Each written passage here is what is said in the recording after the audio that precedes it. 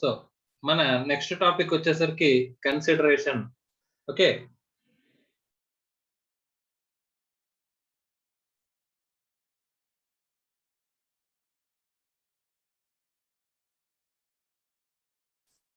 So మనం ఒక offer ఎలా ఉండాలో నేర్చుకున్నామమ్మా. వ్యాలిడ్ ఆఫర్ ఎలా ఉండాలనుకున్నాం.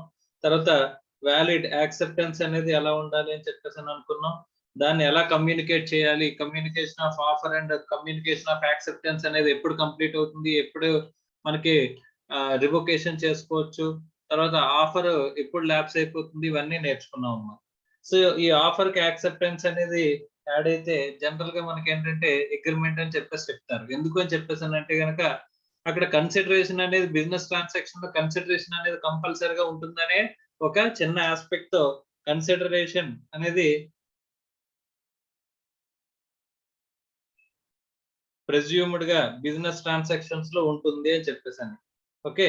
అందువల్ల offer plus acceptance will amounts to agreement అని చెప్పేసి చెప్తారు. Where the consideration is presumed to be presumed in business transactions. Okay. Right. Sir ఇప్పుడు ఒకసారి మాట్లాడుకుంటే వాట్ ఈస్ కన్సిడరేషన్ అని చెప్పేసి అనుకుంటే ఇక్కడ సపోజ్ ఒక ఎగ్జాంపుల్ లో ఏ అనేవాడు బి అనేవాడికి తన కార్ ని సేల్ చేస్తున్నాడు అని చెప్పేసి అనుకుంటే కనుక ఏకి కన్సిడరేషన్ ఏంటి సార్ అంటే అగనెస్ట్ గా ఈ కార్ కి అగనెస్ట్ గా 50,000 అనేది ఏకి కన్సిడరేషన్, బికి కన్సిడరేషన్ ఏమో కార్ అమ్మ. ఓకే. సో మనకి ఒక అగ్రిమెంట్ రావాలి అంటే కనుక ప్రతి ప్రామిస్ కి అండ్ సెట్ ఆఫ్ ప్రామిసెస్ కి కన్సిడరేషన్ ఫర్ ఈచ్ అదర్ ఉంటే అక్కడ ఒక అగ్రిమెంట్ అనేది వస్తుంది. Sir what is consideration? So consideration is nothing but something in return. Consideration అనే దాన్ని ఏమంటారమ్మా? It is something in return. దీన్నే ఇక్కడ లాఫుల్ టెర్మినాలజీలో మనం మాట్లాడుకోవాలనుకుంటే కనుక క్విడ్ ప్రోకో ఏమంటారమ్మా? క్విడ్ ప్రోకో అని చెప్పేసి ఇక్కడ లాఫుల్ టెర్మినాలజీలో మనం మాట్లాడతారంట. సో అది వాట్ ఈస్ దిస్ అంటే something in return, consideration. Okay. Right.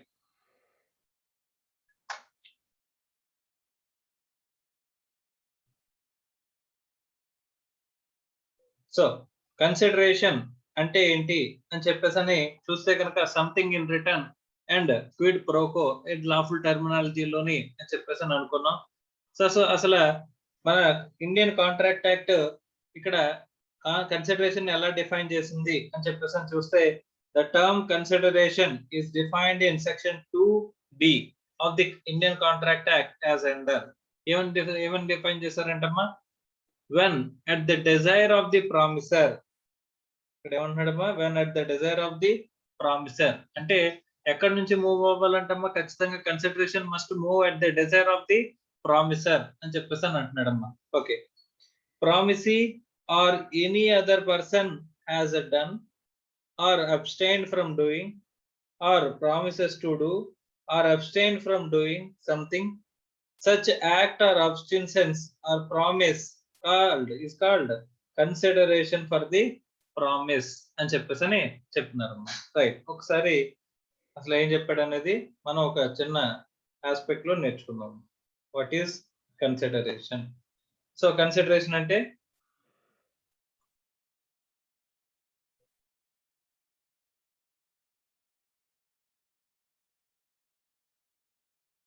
ఎవరు డిఫైన్ చేశారంట? సెక్షన్ 2D ఏమని define చేస్తుందంటమ్మా? when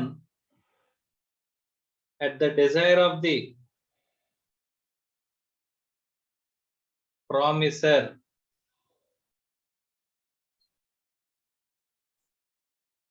promisee or any other person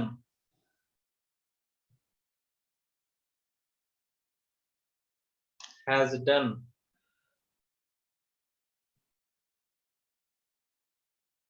or abstained from doing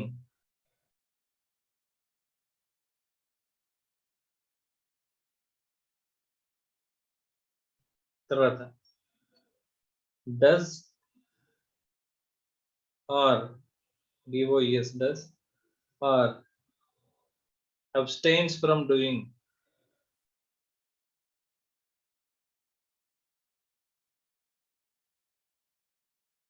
or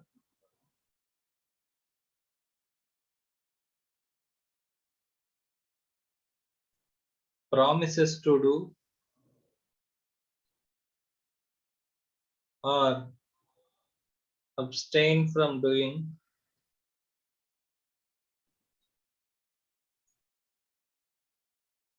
something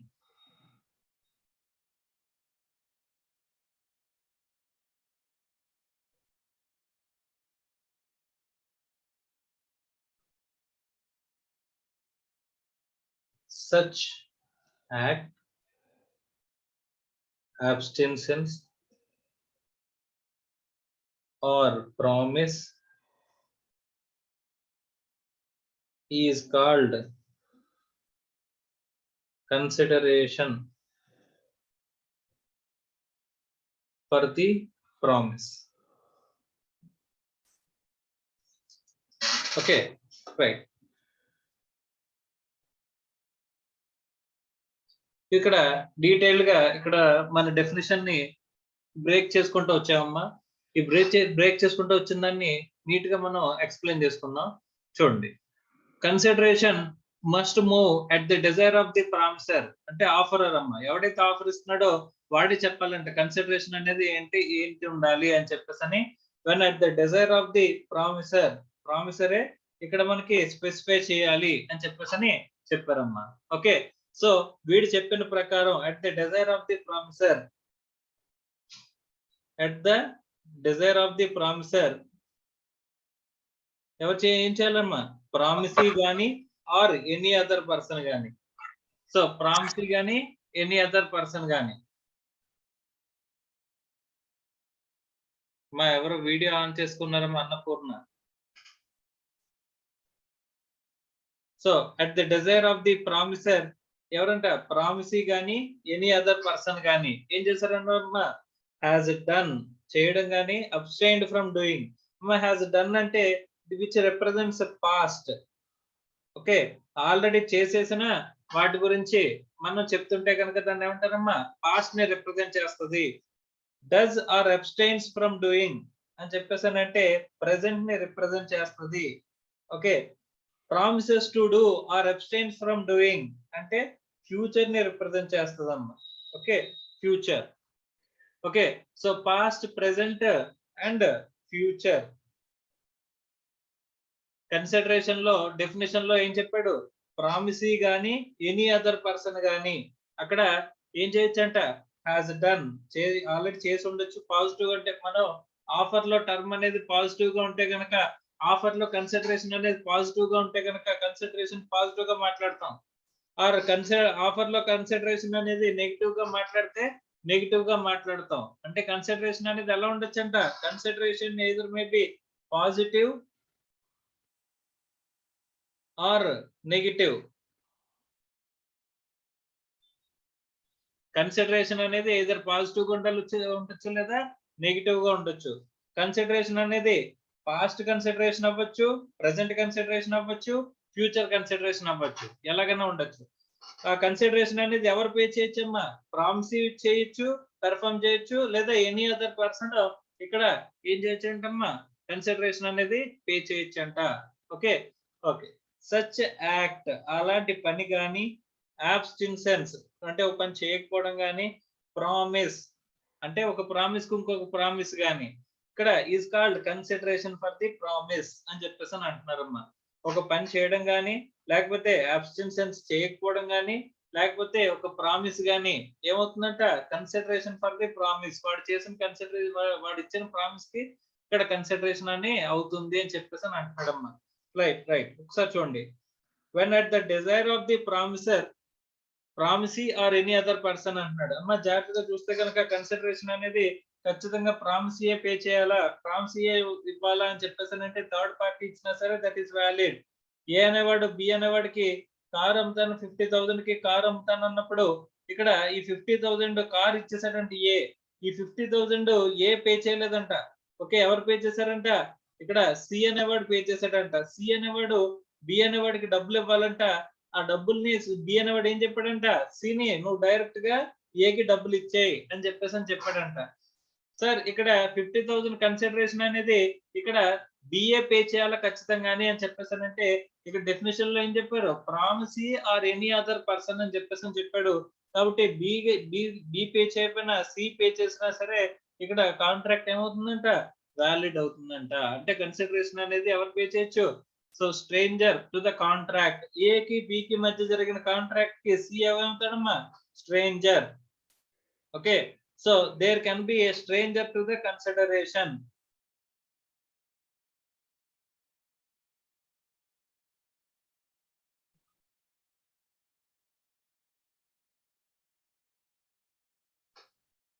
so consideration కి ఎవరు ఉండొచ్చంటమ్మా?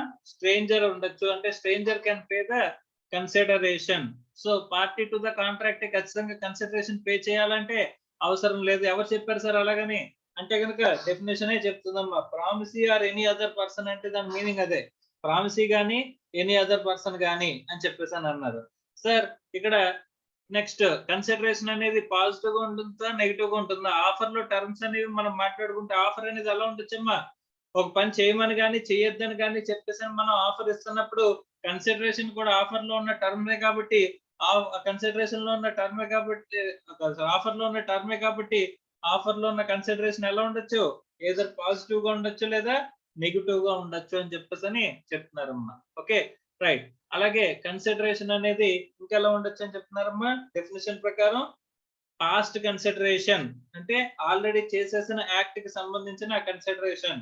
ఎగ్జాంపుల్ చెప్పండి సార్ అని చెప్పేసానంటే సపోజ్ అక్కడ నా పర్సు పోయిందమ్మా. పర్సు పోతే ఒక పర్సన్ నాకు ఏ అనే వ్యక్తి నాకు తీసుకొచ్చి ఆ పర్సన్ తీసుకొచ్చి ఇచ్చాడంట. నా పర్స్ పోతే వెతికి అక్కడ నా పర్సులో నా ఫోటో, నా ఐడీ కార్డ్ చూసి నా అడ్రెస్ కనుక్కొని నా దగ్గరకొచ్చి ఆ పర్స్ ఇచ్చాడంటమ్మా. సో అందుకోసం అని చెప్పేసని ఆ పర్స్ చూడగానే ఆనందంలో నేనేం చెప్పానంటే ఒక ₹1000 ఆయనకి ఇస్తానని చెప్పేసని నేను ప్రామిస్ చేశానంట. సార్ ఇక్కడ నేను ఏదైతే ప్రామిస్ చేశానో ఇక్కడ ఇది యూనిలాటరల్ కాంట్రాక్ట్ అంటే at the time of formation of the contract one party has already performed their respective obligation అని చెప్పేసి మనం యూనిలాటరల్ కాంట్రాక్ట్ లో మనం మాట్లాడుకున్నాం. At the time of formation of the contract, only one party has to perform their respective obligations అని చెప్పేసి మనం మాట్లాడుకున్నాం అమ్మా. అంటే అక్కడ ఆయన పర్సు తీసుకున్నాక వచ్చి తీసుకొచ్చి ఇచ్చేసాడు కాబట్టి ఆయన చేయాల్సిన పని ఆల్రెడీ అయిపోయింది. సో ఇక్కడ మీ ఇద్దరం కాంట్రాక్ట్ లోకి ఎంటర్ అయినప్పుడు అంటే నేను ₹1000 ఇస్తానన్నాను. అంటే ఎవరి పెర్ఫార్మెన్స్ అనేది మిగిలిపోయిందమ్మా? నా ఒక్కడి పెర్ఫార్మెన్స్ అనేది మిగిలిపోయింది. అంటే ఆల్రెడీ చేసేసి ఆయన దేనికోసమే ₹1000 ఇస్తానన్నాను. ఆయన నా పర్సన్ తీసుకొచ్చి ఇచ్చినందుకు. సో ఇక్కడ పాస్ట్ వాలంటరీ సర్వీస్ అమ్మా ఇది. సో అలాంటప్పుడు ఇదేమవుతుందంట పాస్ట్ కన్సిడరేషన్. ఆల్రెడీ ఇక్కడ నా కన్సిడరేషన్ ఏంటంటే నా పర్స్ పోయింది తీసుకొచ్చి ఇవ్వడం అనేది నా కన్సిడరేషన్ అమ్మా. దీన్నే పాస్ట్ వాలంటరీ సర్వీస్ అని చెప్పేసని అంటారు. So past voluntary service is also recognised as a consideration. ఇక్కడ ఏంటంటే పాస్ట్ ఆల్రెడీ చేసేసిన యాక్ట్ కూడా ఏమవుతుందంటమ్మా కన్సిడరేషన్ అవుతుంది. Past consideration is also valid consideration. So అలాంటి చోట అసలు మన కాంట్రాక్ట్ అనేది ఎగ్జిస్టెన్స్ లోకి వచ్చే టైంకే ఆ కాంట్రాక్ట్ అనేది ఎగ్జిస్టెన్స్ లోకి వచ్చే టైంకి ఏమైందంట అక్కడ కన్సిడరేషన్ అనేది అక్కడ మన సారీ అక్కడ ఒక పార్ట్ అనేది కంప్లీట్ అయిపోయింది. Only one person has to perform. ఆయన ఆల్రెడీ పర్స్ తీసుకొచ్చి ఇచ్చాడు కాబట్టి నేను ₹1000 ఇవ్వడం ఒకటే పెండింగ్ ఉందంట. సో దాన్ని ఏమంటారమ్మా పాస్ట్ కన్సిడరేషన్ అని చెప్పేసి చెప్తారంట. Okay. So past consideration is a good consideration or valid consideration in India. So ఎందుకంటే the definition will have a అక్కడ ఏం చెప్తుందంటే పాస్ట్ కన్సిడరేషన్ కూడా ఉండొచ్చు అని చెప్పేసి చెప్తున్నది.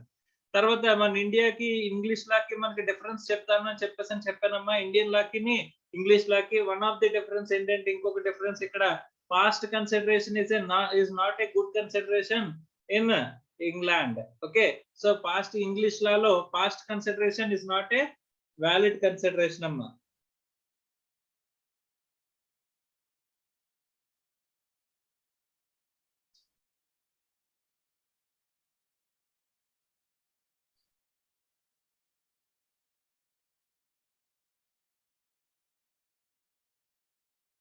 ఓకే. రైట్.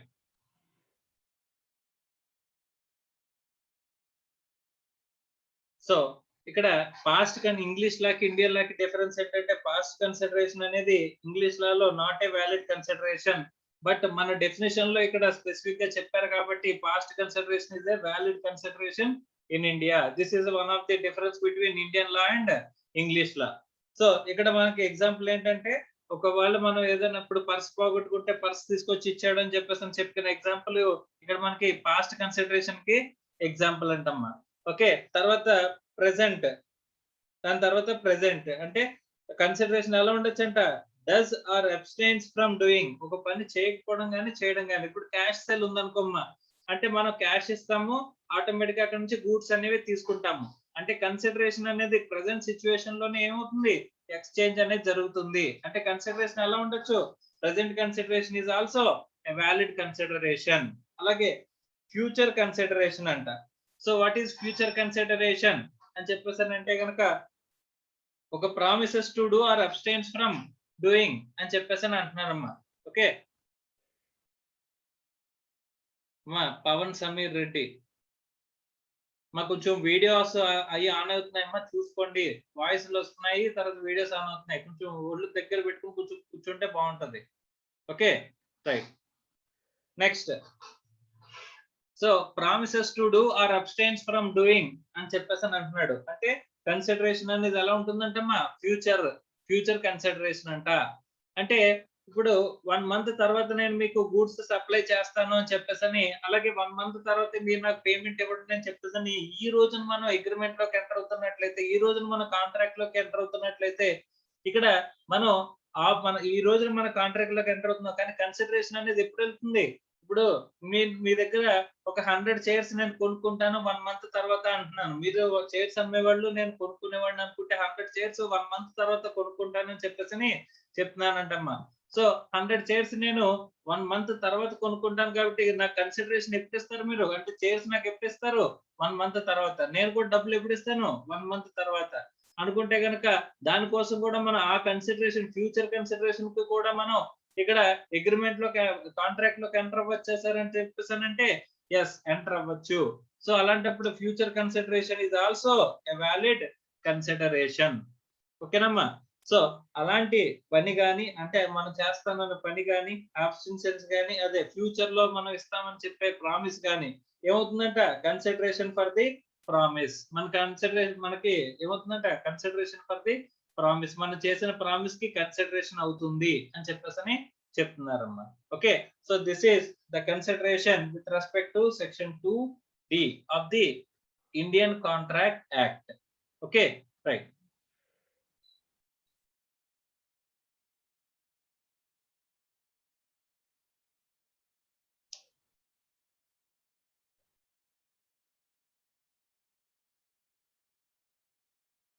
సో ఇక్కడ కొన్ని ఎసెన్షియల్ ఎలిమెంట్స్ అనేవి చెప్తున్నాడమ్మా. Essential elements of a consideration చెప్తున్నాడు, అవేంటో ఒకసారి మనం చూద్దాం. So the consideration must move at the desire of the promissory. Consideration ఎలా ఉండాలంటే at the desire of the promissory move అవ్వాలి చెప్పేసి అని అన్నారు. సో ఖచ్చితంగా మన ఆఫరర్ టర్మ్స్ లోనే చెప్పాలి అని చెప్పేసి మనం ఆల్రెడీ డెఫినేషన్ లో చూసినప్పుడే మనం మాట్లాడుకున్నాం అమ్మా. ఓకే, తర్వాత next aspect, so consideration must be lawful. So lawful consideration ఉండాలని మనం ఎప్పుడో మాట్లాడుకున్నాం. ఖచ్చితంగా అది ఎలా ఉండకూడదు, ఫ్రాడ్యులెంట్ గా కానీ, ఇమ్మోరల్ గా కానీ, ఫోర్బిడెన్ బై లా కానీ, ఇక్కడ అపోజిట్ టు పబ్లిక్ పాలసీగా కానీ ఉండకూడదు. Consideration always must be lawful, unlawful గా మాత్రం ఉండకూడదు అని చెప్పేసి మనం మాట్లాడుకున్నాం. Consideration must be real and not illusionary అని చెప్పేసి అన్నారు. ఖచ్చితంగా కన్సిడరేషన్ ఎలా ఉండాలంట, రియల్ గా ఉండాలంట, బట్ నాట్ ఇల్యూషనరీగా ఉండకూడదు అని చెప్పేసి అన్నారమ్మా. Okay right.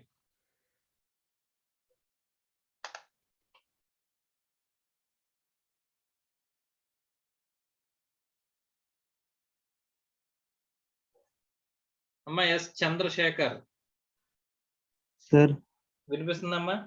Yes sir. సరే రైట్. సో ఇక్కడ కన్సిడరేషన్ అనేది ఒక ఎగ్జాంపుల్ చెప్తాను, కన్సిడరేషన్ ఉందా లేదా చెప్తామా కొంచెం. Yes sir. రైట్. ఏ అనేవాడు బి అనేవాడికి ఏం చేస్తున్నాడంట, ఒక గోల్డ్ రింగ్ అనేది అమ్ముతున్నాడంట. ఓకే, గోల్డ్ రింగ్ అనేది ఎంతకు అమ్ముతున్నాడంట? 100 రూపీస్కి అమ్ముతున్నాడంట. Okay sir. ఓకే. ఇది మార్కెట్లో వర్త్ ఎంత ఉందంట? ఇక్కడ 1 lakh rupees. Okay sir. 1 lakh worth of rupees ఉన్న గోల్డ్ రింగ్ ని బికి 100 రూపీస్కి అమ్ముతున్నాడంట. Is Yes, it a valid consideration? ఇక్కడ కన్సిడరేషన్ ఉందా? బికి గోల్డ్ రింగ్ కన్సిడరేషన్, ఏకి 100 rupees consideration. Is it a valid consideration or not? No sir. No కదమ్మా. అంటే కన్సిడరేషన్ ఖచ్చితంగా ఎలా ఉండాలి?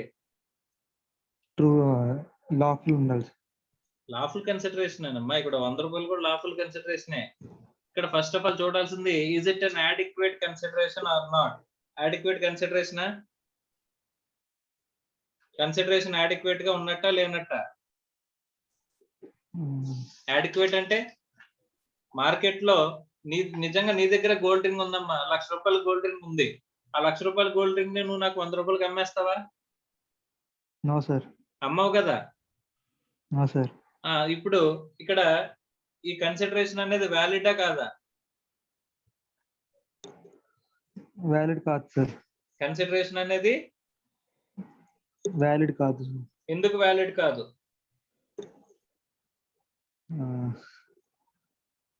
ఎందుకు వ్యాలిడ్ కాదు? Why? Because it is not adequate. Adequate గా లేదు కదమ్మా. Yes sir. అంతేనా సార్? ఒకసారి అడిక్వేట్ మీనింగ్ చెప్తారా సార్? అడిక్వేట్ అంటే ఇప్పుడు 1,00,000 రూపాయల వర్త్ ఆఫ్ గోల్డ్ ని నువ్వు 100 రూపాయల కంటే ఇస్ ఇట్ సమానంగా సరిపోతుందా కన్సిడరేషన్? ఇటు గోల్డ్ రింగ్ కి ఇటు వాల్యూ కి సరిపోతుందమ్మా? లేదు సార్. సరిపోనప్పుడు దాన్ని అడిక్వేట్ గా సరిపోయిందా లేదా అని చెప్పేసి చూడడానికి అడిక్వేట్ అంటారు. Is it adequate or not? No sir.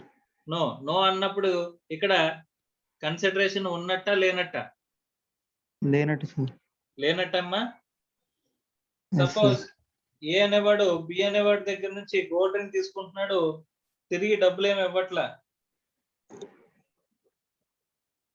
Gold ring తీసుకుంటున్నాడు, బి అనేవాడు 1 రూపాయి కూడా పే చేయట్లా, పేయింగ్ నథింగ్. సో దీన్ని ఏమంటారు? ఇక్కడ కన్సిడరేషన్ ఉన్నట్టా లేనట్టా? No sir. ఇక్కడ కన్సిడరేషన్ లేనట్టా, లేకపోతే 100 రూపాయలు ఇస్తున్న చోట కన్సిడరేషన్ లేనట్టా, లేకపోతే 2 చోట్ల కన్సిడరేషన్ లేనట్టేనా? 2 చోట్ల లేదు sir.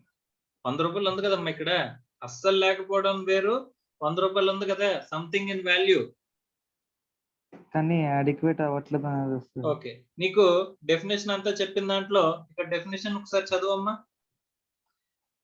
When at the desire of the promiser, the promisee or any other person has done or abstained from doing or does or abstain from doing or promises to do or abstain from doing something, such an act or abstinence or promise is called consideration of the promise. ఇక్కడ ఎక్కడైనా సరే adequate గా ఉండాలని చెప్పేసి రాసాడా definition లో? లేదు sir. మరి అలాంటప్పుడు అడిక్వేట్ గా ఉండాలి ఖచ్చితంగానే. లేదు సార్. అంటే is it a valid contract? Yes sir. 100 rupees ఉన్న చోట వ్యాలిడ్ కాంట్రాక్ట్ ఉన్నట్టేనా? ఉన్నట్టు సార్. పైన చెప్పిన దాంట్లో గోల్డ్ రింగ్ నథింగ్ ఏమి ఇవ్వట్లేదు అనుకుంటే ఇక్కడ కన్సిడరేషన్ లేదు అని చెప్పేసి చెప్పుకోవచ్చు.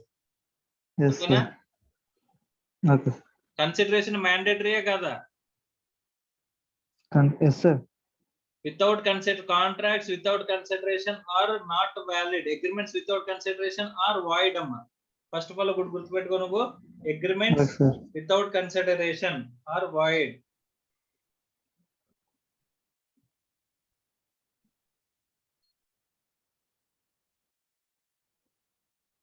కన్సిడరేషన్ లేని అగ్రిమెంట్స్ ఏమవుతాయంటమ్మా? void. ఎవరు చెప్పారంటే ఇది సెక్షన్ 25. ఎవరు చెప్పారంట? సెక్షన్ 25 చెప్పిందంటమ్మా. ఓకేనా? రైట్. ఇప్పుడు దీని ప్రకారం సెక్షన్ 25 ప్రకారం ఇక్కడ నథింగ్ ఏదైతే ఉందో, గోల్డ్ రింగ్ నథింగ్ ఉన్న చోట నథింగ్ కాబట్టి ఇక్కడ ఏమున్నది? It's not a valid, it's void. Right. అదే ఇక్కడ 100 రూపీస్ ఉన్న చోట ఇది కాంట్రాక్ట్ వ్యాలిడే కాదా? వ్యాలిడే సార్. వ్యాలిడే. కానీ ఇక్కడ ఏం చెక్ చేసుకోవాలి? ఇక్కడ అంత గోల్డ్ రింగ్ అనేది 100 రూపాయలకి ఇచ్చేస్తున్నాడంటే వీడు ఏమన్నా బెదిరించాడా చేశాడా అని చెప్పేసి ఇక్కడ ఫ్రీ విల్లింగ్నెస్ తో బి యాక్సెప్టెన్స్ ఇచ్చాడా లేదా అని మాత్రం మనం చెక్ చేసుకోవాలంట. అంటే ఏం చెక్ చేసుకోవాలి? Whether there is a free willingness. Free willingness ఉండాలా లేదా? దాన్ని ఫ్రీ ఉండాలి కన్సెంట్ సార్. అని పిలుచుకుంటాం. Yes sir. So free consent ఉందా లేదా అని మాత్రం చెక్ చేస్తారంట. అర్థమైందా? కానీ కాంట్రాక్ట్ అయితే గనుక ఏమవుతుందమ్మా? వ్యాలిడే అవుతుంది. కానీ ఇక్కడ ఏం చెక్ చేసుకోవాలి? One thing is free consent ఉందా లేదా అని చెప్పేసి మనం చెక్ చేసుకోవాలంట. Okay sir. Is it clear or not? Yes sir. Right. ఇంకొక ఆస్పెక్ట్ చెప్తాను. అది వ్యాలిడా కాదా అనేది కన్సిడరేషన్. అడగచ్చమ్మా? Yes sir. సో ఇప్పుడు ఏ అనేవాడు లాయర్, ఓకే, బి అనేవాడు వాడి క్లయింట్, ఓకేనమ్మా? Okay sir. ఏ అనేవాడు బి అనేవాడి మీద ఒక కేసు ఉంటే వాదిస్తున్నాడంట కోర్టులోని. Okay sir.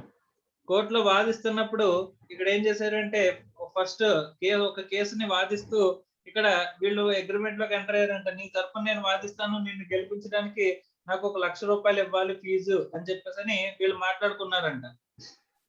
Okay sir. ఓకేనమ్మా? Yes sir. రైట్. సో అదే కేసులో మళ్ళీ ఏమైందంట, నువ్వు ఖచ్చితంగా నెగ్గాలి అని చెప్పేసి అంటే గనక నాకు ఇంకొక 1,00,000 రూపీస్ ఇవ్వాలి అని చెప్పేసి చెప్పాడంట. ఎవరు? లాయర్.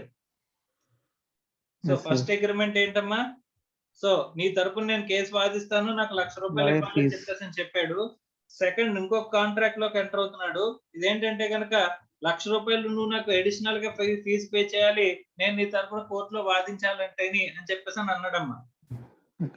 సో ఫస్ట్ కాంట్రాక్ట్ లో ఇక్కడ ఏకి కన్సిడరేషన్ ఏంటమ్మా? 1,00,000 రూపీస్. 1,00,000. బికి కన్సిడరేషన్ ఏంటమ్మా? కేసును గెలవడం. Okay, right. So second contract లో ఇక్కడ ఈ బిఏకి కన్సిడరేషన్ ఏంటమ్మా? 1,00,000 రూపీస్. మళ్ళీ అడిషనల్ గా 1,00,000. అడిషనల్ కదా? Yes sir. ఓకే, మరి బికి కన్సిడరేషన్ ఏంటమ్మా? బికి అయితే కేసు గెలవడం కానీ ఇంకేం లేదు సార్. అంటే ఆల్రెడీ ఫస్ట్ కాంట్రాక్ట్ లో ఇక్కడ బికి కన్సిడరేషన్ ఏమని చెప్పావు? కేసు విన్ అవ్వడం. అంతే కదమ్మా? అర్థమైందమ్మా? సెకండ్ కాంట్రాక్ట్ లో కూడా బికి కన్సిడరేషన్ ఏమంటున్నావమ్మా? కేసు విన్ అవ్వడం. అంతేనా? సో ఆల్రెడీ ఫస్ట్ కాంట్రాక్ట్ లో కన్సిడరేషన్ అదే కదా. మళ్ళీ సెకండ్ కాంట్రాక్ట్ లో ఆల్రెడీ ఎక్కడైనా ఇక్కడ ఏ యొక్క ఎగ్జిస్టింగ్ డ్యూటీ ఏంటి? వాడి తరపున వాదించి కేసు విన్ చేయడం అనేది వాడి ఎగ్జిస్టింగ్ డ్యూటీ. అంతేనా కదమ్మా? Yes sir. So whether second contract is valid or not? No sir. No sir. ఎందుకమ్మా? అది వాడు బెదిరించాడు కదా సార్ మనీ కోసం. సెకండ్ 1,00,000 ఇమ్మని, అదే సెకండ్ 1,00,000 ఇస్తేనే కేసు వాదిస్తా అన్నాడు కదా సార్. అవునమ్మా. అంటే డబ్బులు బెదిరించి తీసుకుంటున్నాడు కదా సార్. బెదిరించి తీసుకోవడం కాదు, అంటే అడిషనల్ గా పే చేస్తే నేను వాదిస్తాను అని చెప్పేసి అన్నాడు. కానీ ఒకటి గుర్తు పెట్టుకోవాల్సింది ఏంటంటే, is it his existing duty? అయితే ఫస్ట్ కాంట్రాక్ట్ కంప్లీట్ అయిపోయిందమ్మా?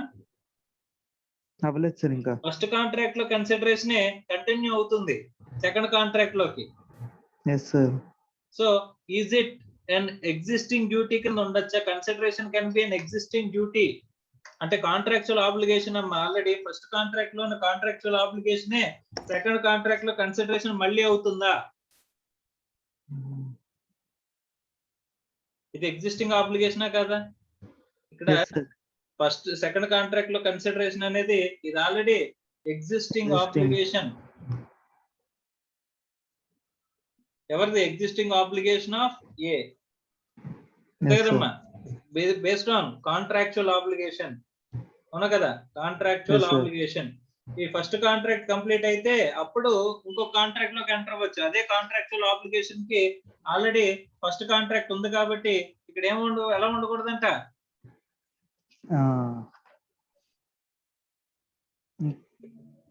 ఎలా ఉండకూడదమ్మా? Consideration cannot be of existing duties అంటాడమ్మా. ఎగ్జిస్టింగ్ డ్యూటీస్ లో ఇక్కడ ఏమవుతుంది? కాంట్రాక్చువల్ ఆబ్లిగేషన్ గా ఉండకూడదు అని చెప్పేసని. Okay okay sir. రైట్. అలాగే ఇంకొకటి చెప్పు, ఆ తర్వాత ఆఫ్ చేయొద్దు గాని. సరే ఏ సార్. అనేవాడు బి అనేవాడు ఇద్దరు ఉన్నారు. ఏ అనేవాడు పోలీసోడంట, పోలీస్ మ్యాన్. బి అనేవాడు ఇక్కడ ఒక సిటిజన్. Okay sir. ఇక్కడ దొంగతనం జరిగిందంట. దొంగతనం జరిగితే సిటిజన్ వెళ్ళి పోలీస్ కంప్లైంట్ ఇస్తే వాడు ఏమన్నాడంట, సో ఇక్కడ టోటల్ గా 10 lakhs పోయింది. పోతే నువ్వు 2 lakhs పే చేస్తే కనుక నేను నీకు ఈ టోటల్ గా రికవర్ చేసి పెడతానని చెప్పేసి అన్నాడంట. సో ఏకి కన్సిడరేషన్ ఏంటమ్మా 2 lakhs. బికి కన్సిడరేషన్ ఏంటి ఈ 10 lakhs worth of gold recovery.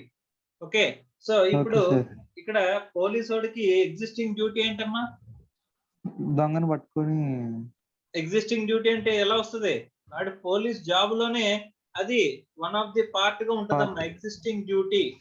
It is existing duty అవునా కదా. It is a legal obligation. Already ఇక్కడ ఏముంటది లీగల్ ఆబ్లిగేషన్ ఉంటదమ్మా అవునా కదా. సో ఇది ఎగ్జిస్టింగ్ డ్యూటీ వాడికి.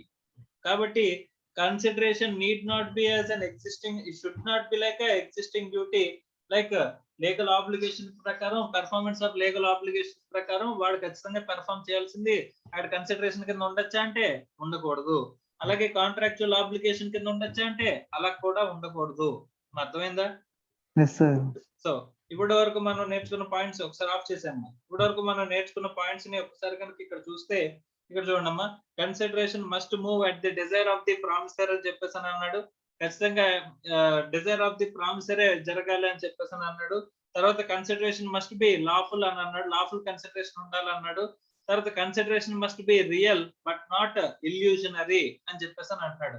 అంటే ఖచ్చితంగా ఎలా ఉండాలంటమ్మా కన్సిడరేషన్, రియల్ కన్సిడరేషన్ అవ్వాలి కానీ ఇల్యూషనరీగా ఉండకూడదు అని చెప్పేసి అంటున్నాడు. అంటే ఇప్పుడు చందమామని తీసుకొచ్చి ఇక్కడ మీకు ఇస్తాను ఒక 1000 రూపీస్ ఇవ్వండి అని చెప్పేసి అన్నాను అనుకోమ్మా, 1000 రూపీస్ నాకు కన్సిడరేషన్ ఓకే, కానీ మీకు కన్సిడరేషన్ అనేది ఏమవుతుంది, ఇట్ ఈస్ రియల్ కన్సిడరేషన్ లా ఉందా, ఇట్ ఈస్ ఇల్యూషనరీ, అది అయ్యే ఛాన్స్ ఉందా, అవ్వే అవకాశం కూడా లేదు. సో కాబట్టి కన్సిడరేషన్ ఇక్కడ ఎలా ఉన్నట్టమ్మా రియల్ గా ఉండాలి అండ్ నాట్ ఇల్యూషనరీ, ఇల్యూజనరీగా ఉండకూడదు. తర్వాత consideration must be of some value in the eyes of law అంటున్నాడమ్మా. జాగ్రత్తగా చూడండి. అంటే ఎంతో కొంత వాల్యూ ఉండొచ్చు. అంటే కన్సిడరేషన్ అనేది అడిక్వేట్ గా ఉండాల్సిన అవసరం లేదా సార్, ఎక్కడ అవసరం లేదు. Very very important. Consideration must be of some value in the eyes of లా. అంటే లా ప్రకారం చూస్తే ఎంతో కొంత వాల్యూ ఉంటే సరిపోతుంది అంటే వాల్యూ ఉండాలి, ఖచ్చితంగా ఉండాలి. ఇప్పుడు 100 రూపీస్ అన్నా సరే, ఇందాక గోల్డ్ రింగ్ అమ్ముతాను అన్నప్పుడు ఆ వర్త్ మార్కెట్ లో 1 lakh ఉన్నా సరే అది 100 రూపీస్ అమ్ముతున్నప్పుడు ఎంతో కొంత వాల్యూ అనేది ఉంటే గనక కాంట్రాక్ట్ వ్యాలిడ్ అయిపోతుంది. కానీ అది అక్కడ ఎలా ఉండాల్సిన అవసరం లేదంటే అడిక్వేట్ గా ఉండాల్సిన అవసరం లేదు. అంటే సఫిషియెంట్ కన్సిడరేషన్ అనేది మనం ఉండాల్సిన అవసరం లేదు, సరిపడా కన్సిడరేషన్ అనేది ఉండాల్సిన అవసరం లేదు అని చెప్పేసి చెప్తున్నాడమ్మా. ఓకే సో అంటే కన్సిడరేషన్ అనేది మనం ఎక్కడ కూడా కొలవక్కర్లేదు. అంటే దీంతో సమానంగా సరిపోతుందా లేదా, మనం తీసుకునే దాంతో అడిచ్చే అమౌంట్ సరిపోతుందా లేదా అనేది మనం చూడాల్సిన అవసరం లేదంట. Consideration must not be the performance of existing duties. So ఎలా ఉండకూడదంటే ఆల్రెడీ ఎగ్జిస్టింగ్ డ్యూటీ పెర్ఫార్మ్ చేసేటాక మనకి కన్సిడరేషన్ ఉండకూడదని చెప్పారు. The consideration must not be the performance of legal obligation. ఇందాక మనం పోలీసు ఎగ్జాంపుల్ చెప్పుకున్నాం. అలాగే consideration must not be the performance of contractual obligation. So lawyer example చెప్పుకున్నాం. Lawyer example లో second contract అనేది మళ్ళీ అదే కేసు విత్ అవ్వడానికి మళ్ళీ 1,00,000 రూపాయలు అడిగాడు అని చెప్పేసినంటే కనుక ఆడు ఆల్రెడీ ఫస్ట్ కాంట్రాక్ట్ లో ఆబ్లిగేటెడ్ గా ఉన్నాడు, ఖచ్చితంగా ఆడు పెర్ఫార్మ్ చేయాలి. ఎగ్జిస్టింగ్ డ్యూటీ వాడికి అది దేని ప్రకారం, ఒక కాంట్రాక్ట్ ప్రకారం. సో కాబట్టి మళ్ళీ ఆడు మళ్ళీ ఆడు కాంట్రాక్చువల్ ఆబ్లిగేషన్ కింద మరి ఏం చేయగలుగుతామా, ఆడు ఎగ్జిస్టింగ్ డ్యూటీ. కాబట్టి ఇక్కడ కన్సిడరేషన్ సెకండ్ కాంట్రాక్ట్ లో కన్సిడరేషన్ అనేది లేనట్టు, ఎందుకంటే అది ఫస్ట్ కాంట్రాక్ట్ లో ఉన్న ఎగ్జిస్టింగ్ ఆబ్లిగేషన్ కాబట్టి సెకండ్ కాంట్రాక్ట్ లో అది కన్సిడరేషన్ కింద ట్రీట్ చేయబడదు అని చెప్పేసి చెప్తున్నాడు అమ్మా. Okay right. Next legal rules relating to consideration అంటున్నాడమ్మా. Consideration need not be adequate. ఖచ్చితంగా అడిక్వేట్ గా ఉండాల్సిన అవసరం ఉందంటే అడిక్వేట్ గా ఉండాల్సిన అవసరం లేదని చెప్పేసి చెప్తున్నాం. దానికి మన ఎగ్జాంపుల్స్ కూడా మనం మాట్లాడుకున్నాం అమ్మా. Okay right. Next consideration may be furnished by promisee or any other person. అమ్మా కన్సిడరేషన్ అనేది ఎవరు ఇవ్వచ్చుంట, ప్రామిసీ గానీ ఎనీ అదర్ పర్సన్ గాని పెర్ఫామ్ చేయొచ్చు అని చెప్పేసి చెప్తున్నాడు. సో ఖచ్చితంగా వీడే పెర్ఫామ్ చేయాలా, వీడే పే చేయాలా అని చెప్పేసి ఎక్కడా లేదంట. So stranger to a consideration ఉండొచ్చా అంటే yes, there can be a stranger to a consideration అని చెప్పేసి అనుకున్నాం అమ్మా. తర్వాత consideration may be either positive or negative. So ఇక్కడ మనం ఆల్రెడీ మాట్లాడుకున్నాం, has done or abstains from doing, does or abstains from doing, promises to do or abstains from doing అని చెప్పేసి మాట్లాడుకున్నాం. అంటే పాజిటివ్ గా ఉండొచ్చు లేదా నెగిటివ్ గా ఉండొచ్చు. ఆఫర్ లోని మనం చెప్పే టర్మ్స్ అనేవి పాజిటివ్ గా ఉండొచ్చు లేదా నెగిటివ్ గా ఉండొచ్చు. అలాగే కన్సిడరేషన్ అనేది ఆఫర్ లో ఉన్న టర్మే కాబట్టి అది ఎలా ఉండొచ్చు అంటమ్మా, ఏదో పాజిటివ్ గా ఉండొచ్చు లేదా నెగిటివ్ గా ఉండొచ్చు అని చెప్పేసి చెప్తున్నారమ్మా. Okay, next consideration may be forbearance to sue. Forbearance to sue అంటే ఒక కేసు ఫైల్ చేయకుండా, అంటే ఒక పర్సన్ మీద కేసు ఫైల్ చేయకుండా రెస్ట్రిక్ట్ చేస్తూ ఉన్నట్టు ఉండొచ్చా అని చెప్పేసి అంటే yes, there can be forbearance to sue. Right, ఒకసారి చూడండి, ఒక ఎగ్జాంపుల్ చెప్తాను, తర్వాత మనం మాట్లాడుకుందాం. అమ్మా సంజయ్ శ్రీకాకుళపు. అమ్మా సంజయ్, అమ్మా వినిపిస్తుందా?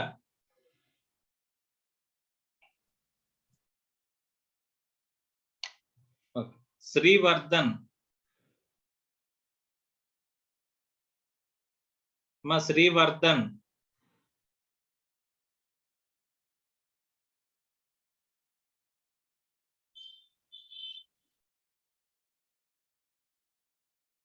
శరణ్య. సార్. వినిపిస్తుందమ్మా? Yes sir. రైట్. సో ఒక చిన్న క్వశ్చన్ అడుగుతాను, చెప్పమ్మా. సో ఏ అనేవాళ్ళు బి అనేవాడికి కార్ నమ్ముతాను అన్నాడమ్మా 50,000 కి. అక్కడ పేమెంట్ అనేది ఎలా ఇస్తాను అన్నాడంటే 2 months తర్వాత. 2 months తర్వాత వీళ్ళ అగ్రిమెంట్ ఎలాగంట, 2 months తర్వాత ఏ అనేవాడు బి అనేవాడు కార్ ఇవ్వాలి, 2 months తర్వాత బి అనేవాడు ఏకి 50,000 రూపీస్ ఇవ్వాలి. ఓకే, ఇది వ్యాలిడ్ కన్సిడరేషన్ కాదా ఈ కాంట్రాక్ట్ లో?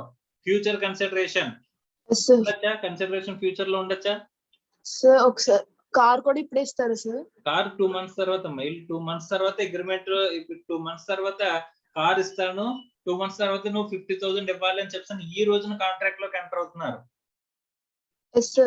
ఎంటర్ అవ్వచ్చమ్మా అలాగా? Is future consideration is valid consideration? So definition ప్రకారం future consideration is a valid consideration. అర్థమైందా? సో ఇక్కడ ఏమవుతుందని చెప్పేసారంటే కనుక 2 months తర్వాత ఇక్కడ ఏ అనేవాడు తీసుకెళ్లి కార్ ఇచ్చాడు, కానీ బి అనేవాడు 50,000 రూపీస్ ఇవ్వలేకపోయాడంట. ఇక్కడ B fails to give 50,000 to A. Okay, ఇప్పుడు ఏం జరిగింది, ఇక్కడ ఏకి రైట్స్ ఏమొస్తాయమ్మా? ఇక్కడ ఈ బి యొక్క ఆబ్లిగేషన్ ఉంది, బి యొక్క రైట్ ఉంది. ఏ యొక్క ఆబ్లిగేషన్ ఏంటి? కార్ ఇవ్వడం. బి యొక్క ఏ యొక్క రైట్ ఏంటి? 50,000 తీసుకోండి. To receive amount. Okay, so ఇదేమో ఆబ్లిగేషన్ ఏమో to give car. So B యొక్క ఆబ్లిగేషన్ ఏంటి? To give 50,000. To pay 50,000. Okay, right ఏంటి? To receive car. ఓకే, ఇక్కడ బి యొక్క ఆబ్లిగేషన్ ని బి ఫుల్ఫిల్ చేయలేదంట. ఏ యొక్క ఆబ్లిగేషన్ ని ఇక్కడ ఏ ఫుల్ఫిల్ చేశాడు, బి యొక్క రైట్ ని బి ఎక్సర్సైజ్ చేశాడు, కానీ బి యొక్క ఆబ్లిగేషన్ ని ఫుల్ఫిల్ చేయలేదు. కాబట్టి ఏ యొక్క రైట్ అనేది ఏమవ్వలేదు, ఎక్సర్సైజ్ అవ్వలేదు. సో ఇప్పుడు కాబట్టి ఇక్కడ బ్రీచ్ అనేది జరిగినట్టమ్మా. అంటే పెర్ఫార్మెన్స్ జరగలేదు కాబట్టి అక్కడ ఏం జరిగినట్టు, బ్రీచ్ చేసినట్టు. ఎవరు బ్రీచ్ చేశారు? బ్రీచ్ చేసింది ఎవరమ్మా? బి. ఇప్పుడు ఏకుండే రైట్ ఏముంటది అంటే కనుక, బ్రీచ్ జరిగినప్పుడు A has a right to file a case. ఎవరి మీద కేసు ఫైల్ చేయొచ్చంట? Against B. Okay, right to file a case against B. B మీద కేసు ఫైల్ చేయొచ్చు, కానీ బి ఏమన్నాడంట, కేసు ఫైల్ చేయకుండా ఉంటే గనక నేను ఒక 2,000 రూపీస్ ఇస్తాను అని చెప్పేసి చెప్పాడంట. A has a right to file a case against B. కానీ బి ఏం చెప్పాడంటే, వాయిస్ బ్రేక్ అవుతుంది సార్. మా వాయిస్ బ్రేక్ అవుతుందా? బానే ఉంది సార్. ఓకే, సో ఇక్కడ బి ఏం చెప్పాడంటేనమ్మా ఏకి ఇక్కడ ఒకవేళ కనుక నువ్వు నీకు రైట్ టు ఫైల్ కేసు నువ్వు ఫైల్ చేసే కేసు ఫైల్ చేసే రైట్ ఉంది, నువ్వు ఆ రైట్ ని ఎక్సర్సైజ్ చేయకుండా ఉన్నట్లయితే అక్కడ నువ్వు కేసుని ఫైల్ చేయకుండా ఉన్నట్లయితే అని చెప్పేసి అని చెప్తున్నాడంట. ఇక్కడ ఏ కన్సిడరేషన్ ఏంటమ్మా ఈ సెకండ్ కాంట్రాక్ట్ లో 2000 బికి కన్సిడరేషన్ ఏంటి? ఫైల్ కేస్ ఫైల్ చేయకుండా ఉంటుంది. Not to file a case అంటే కేసు ఫైల్ చేయకపోతే అంతేనమ్మా, అంతేనా కదా? Yes sir. So is it a valid consideration? ఇది No, వ్యాలిడ్ sir. కన్సిడరేషనా కాదా నో సార్. అనేది ఇక్కడ పాయింట్ అంట. సో ఇక్కడ ఏం చెప్తున్నాడు అంటే కనుక చూడమ్మా, consideration may be forbearance to sue. Forbearance to sue అంటే అక్కడ చదవమ్మా. This means that the consideration may be promised not to file a legal suit against the person. అంటే ఒక పర్సన్ మీద కేసు ఫైల్ చేయకుండా ఉండడం అనేది కన్సిడరేషన్ కింద ట్రీట్ చేయబడుతుందా లేదా? No sir. Yes or no? Consideration ఎలా ఉండొచ్చు? Maybe forbearance to sue. This means that consideration may be promise not to file a legal suit against a person. ఒక person మీద case file చేయకుండా ఉండడం అనేది ఏమంటున్నాడమ్మా? Consideration గా ఉండొచ్చు అని చెప్పేసి అని చెప్పాడు. అర్థమైందా? Yes sir. సో ఇప్పుడు ఇక్కడ is it a valid contract or not? ఇక్కడ second contract Yes sir. forbearance to sue is also not to file a case against a person. Forbearance to sue is a valid consideration. అర్థమైందా? Yes sir. So ఇక్కడ ఏమవుతుంది? Second contract valid అవుతుంది ఎందుకంటే consideration ఉన్నట్ట లేనట్ట? Yes ఉన్నట్టు. Is it clear or not? Yes sir. Right, off చేశాను. So consideration next point లో చూసుకుంటే కనుక కన్సిడరేషన్ అనేది ఎలా ఉండొచ్చంట? Consideration may be past, present or future. So past consideration కి ఎగ్జాంపుల్ చెప్పుకున్నాం, ప్రెసెంట్ కన్సిడరేషన్ కి ఎగ్జాంపుల్ చెప్పుకున్నాం, అలాగే ఫ్యూచర్ కన్సిడరేషన్ కూడా మనం ఎగ్జాంపుల్ అనేది చెప్పుకున్నాం అమ్మా. So past consideration is a valid consideration in India, but past consideration is not a good consideration in England. Okay, so ఇక్కడ నోట్ అని చెప్పేది చూడండి, అది చూడండి. Under English law the past consideration is not regarded as a good consideration though certain exceptions have been admitted. So కొన్ని exceptions ఇచ్చినా సరే అసలు పాస్ట్ కన్సిడరేషన్ ఏమంటున్నారంటే it's not a good consideration అని చెప్పేసి చెప్తున్నారమ్మా. Okay right. So next present consideration is a valid consideration. అలాగే consideration ఎలా ఉండొచ్చు అంట? ఫ్యూచర్ కన్సిడరేషన్ కూడా ఉండొచ్చు అని చెప్పేసి చెప్తున్నారమ్మా. Okay right. Next important aspect అమ్మా,